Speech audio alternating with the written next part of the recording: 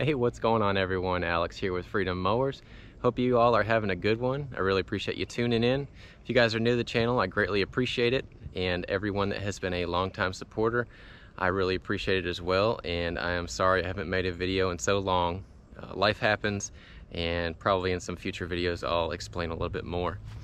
Today we are going to be starting to work on this CUB CADET LT 1042. I just got this the other day, free from a woman who had lived at this house for 3 years, and she had a company that was doing the landscaping. So this was never used. It was there when she got it, and she was moving out. She saw that I had an ad on the marketplace for mowers if anyone was wanting to get rid of them.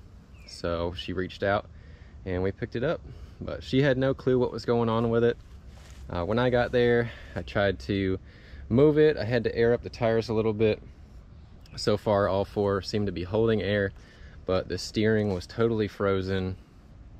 This has been, like I said, 3+ years of sitting. Originally, the engine felt like it was stuck, but I got it to wiggle a little bit and loosened.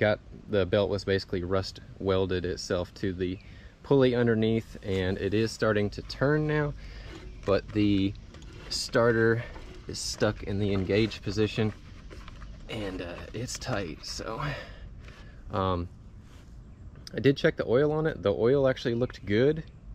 Overall, the machine seems like it's in fairly good shape. I'll kind of just do a little walk around. It is hydrostatic. I believe this is, yeah, this is 42-inch cut. Hydrostatic. The engine cover was off from it. It's over there. It's the Kohler Courage 19 single cylinder. I did crack open the fuel tank just to give it a smell test, and it is totally rotten in there. So more than likely be trying to make sure that the tank is going to be totally empty, and possibly some new fuel lines coming up here, carb clean, all that stuff. But before we can even get there, we got to see if this thing is even going to run. So let's see. First things first, let's go ahead and hook a jumper pack to it and see if we can start getting this thing to turn over with the key, and then we can kind of move forward from there. All right, well, I got the jumper pack hooked up to it. I just sprayed the starter Bendix a little bit here with some Deep Creep Seafoam, and I was able to get that Bendix gear to come off from the flywheel. Let's see, got the jumper pack hooked up. Let's see if we at least even get any power. So the gauge cluster's coming on. I don't know if you guys can see that or not. We are at 198 hours on this machine. So the brake is set. PTO is in. Let's just see if this is going to turn over for us.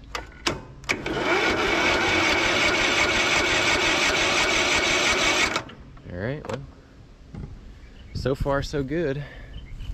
I did bring out a bottle of some 2-stroke fuel. I like to use that because a lot of times on these machines, they've been sitting for a long time and they could use a little extra oil in the cylinder, especially starting up, and save on using a bunch of carb spray too. So we'll take this cover off.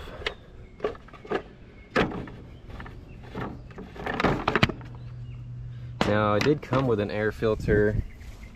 The air filter was off from it, as well as the spindle covers for the deck. So I don't really know what they had going on with this thing, but see if we can at least get it to pop off here. Let me get you guys set up where you can see, and then we will see what we can make some magic happen. Okay, well, I was trying to get everything set up here. I tried to go ahead and move the throttle. Oh, that's why.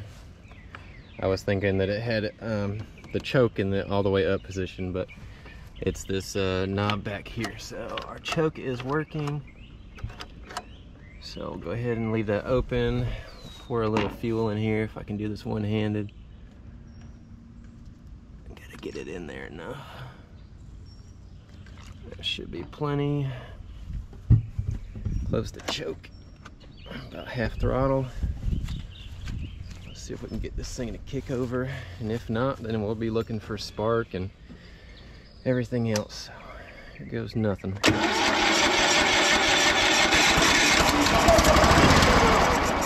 Oh yeah. Awesome. Well, now we know we've got spark and compression. I do know that this, yeah, it's already trying to pump fuel up from that. And this thing is gonna have some nasty gas in it. Let's see, what else? Is there anything? I was trying to think if there was something else I missed on here. They did bypass the seat safety switch with some kind of tape. Overall, it has a brand new tire on the front. The deck looked to be in good shape, although the spindles, I think, are basically like rust welded right now until I can get that belt loosened up on it. But not sure what year this one is. Battery is was that May of 2020. So yeah, that would put us right at over 3 years. So yeah, I guess our next step is to go ahead and take this carb off from here and see what that's looking like, and take a look at these fuel lines. So let me get some tools out and we'll move forward. All right, well, moving forward, go ahead and pop this cover off. Should just have these two. Awesome. Should probably have something to catch this so it doesn't just fall in the grass. Two 10mm nuts. Should take this plastic cover off as I launch one in the grass. Find that here in a sec. Take our cover off, and then I believe all we have under here is to just disconnect the positive wire and the negative wire for the anti-backfire solenoid, and then we should be able to slide this and then just disconnect the two linkages, and then we'll go take this thing over to the shop and see if we can clean it up. I'm wondering, because I did take a look at the fuel tank, it does seem to be pretty much empty in the tank. There might be a little bit of stuff in the lines, so I may just end up putting some fuel in the tank, trying to crank it over and prime the fuel, see if we can get some clean fuel coming out of the carburetor side of the pump. And then after we have the carb clean, then we can just run it as is and see if we can get this thing up and at least running. Then we can check transmission and we'll get around to the deck and everything else. But I will go ahead and pop this carb off and we'll take a look at it in the shop. All right, well, I got us in the shop here. See if we can crack this thing open. It honestly looks incredibly clean for... It doesn't seem like anybody had worked on it though. I didn't see where it had looked like any bolts were taken off of the fuel system or the gas line or anything like that. So, goodness, that's on there. Oh man.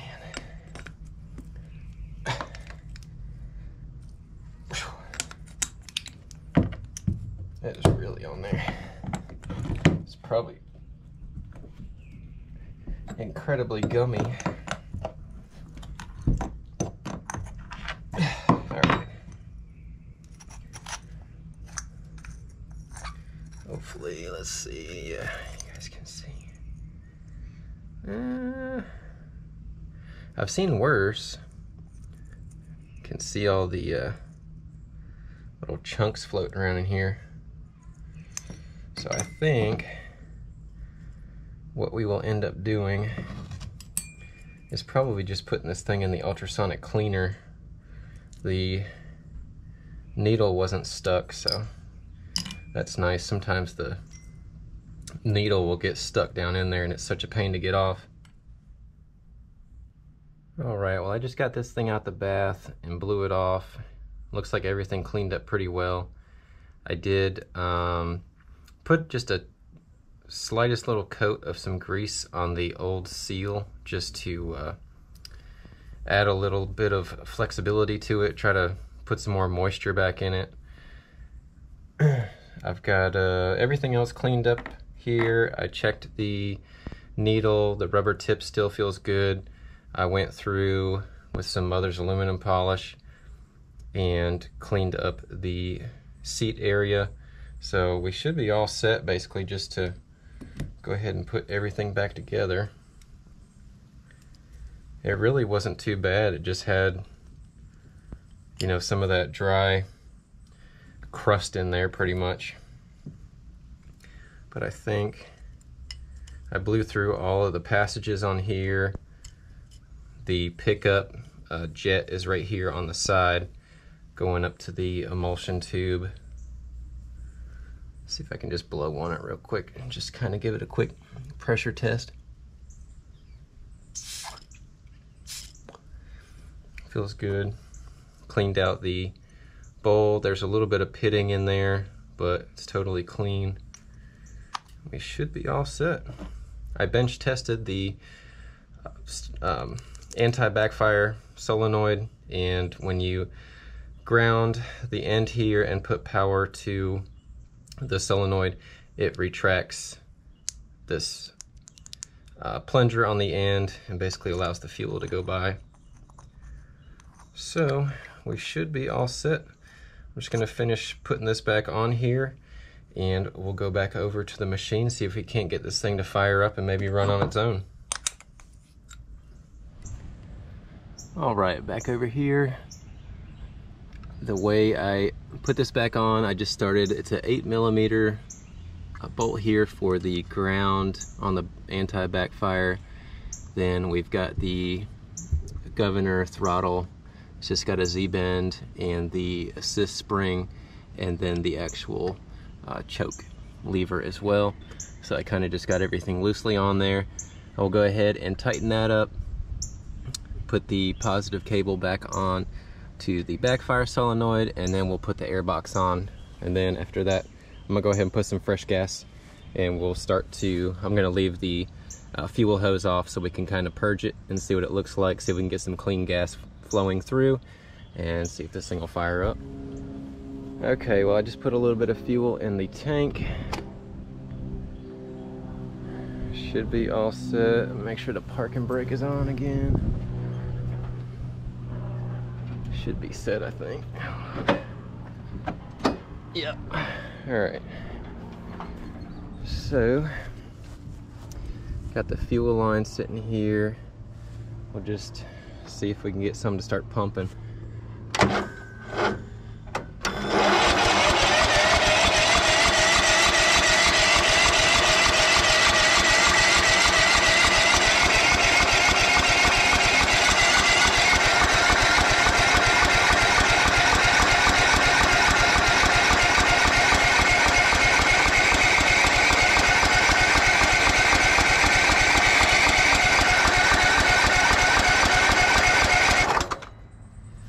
That's some pretty fresh looking fuel.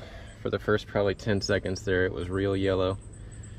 So I will see if I can get this line on the carburetor, trying to slide it behind the box, but if not, I'll just take the two nuts back off, connect the line, and we'll see if we can get this thing to fire up.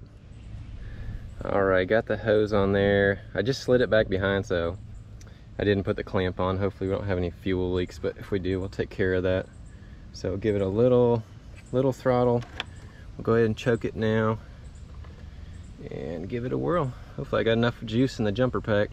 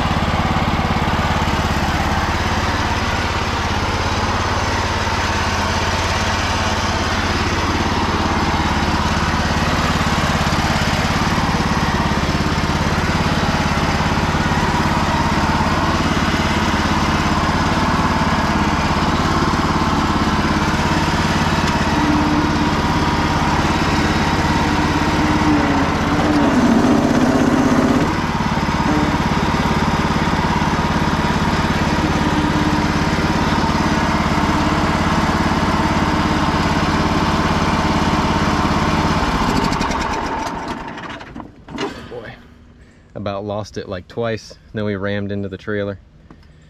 Goodness, she's smoky. I think there's a lot of oil on the front that was burning off.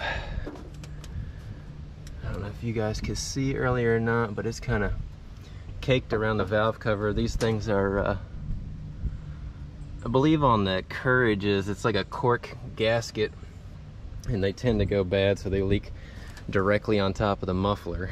So, awesome. Make sure I didn't smash the front end too bad. Now, we're looking good. Awesome. I mean, it idled and everything. Sounded really good. I didn't hear anything going on with the motor or the engine, sorry. I would say so far so good. The transmission was definitely working. I just got to get it off the trailer. I've got another project you guys are going to see.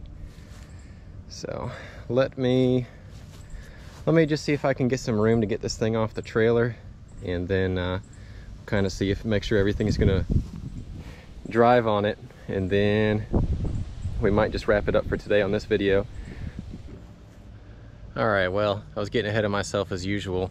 Went to get it off the trailer, and I forgot I had told you guys earlier that the steering is totally locked up. So I guess we'll pretty much just try to drive it back and forth a little bit, see if everything sounds good with the transmission.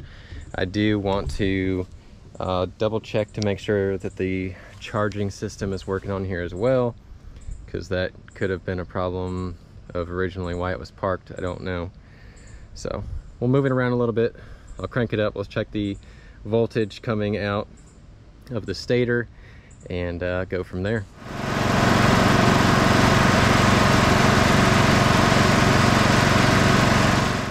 All right, well, seems like it's charging. I do want to make sure that the stator is outputting like it's supposed to. Other than just trying to check to make sure this is going to move back and forth and the transmission is good, I think that's pretty much it for today. So we'll crank this thing up, see if I can get it to move a little bit back and forth, make sure that hydrostatic sounds okay, and we will wrap it up for this one and get started on all the little stuff to get this mower done and cleaned up, ready to sell.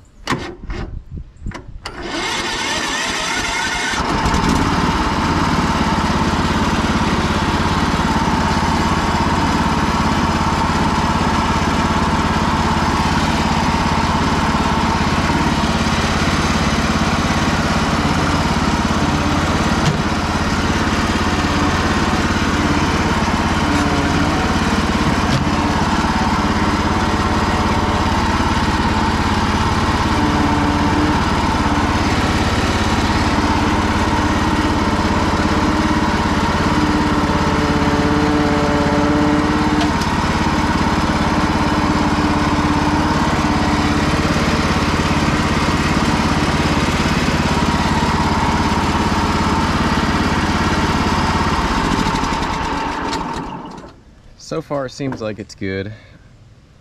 Once we get the steering unfrozen on here, we'll work on getting the hydrostatic lever lubed up too, but I don't want to get too crazy and start smashing this thing in the trailer, or if anything gets stuck for the transmission. Awesome. Well, I really appreciate you guys checking out the video. Seems like everything is going okay on this. We will finish up everything in part 2 as soon as I can get done with that. But it's sweltering out here, and I am ready to call it a day on this tractor. I've been working all day before I got started on this. So thank you guys as always for checking out the channel, and I have a ton of content. Can't show you guys everything right now, but let's just say we've got like 40 or 50 riding mowers here. We've got 0 turns, got chainsaws, string trimmers, blowers, all kinds of stuff. So stay tuned. I really appreciate it. On that note, let freedom ring, let those small engines sing. I'll see you guys next time.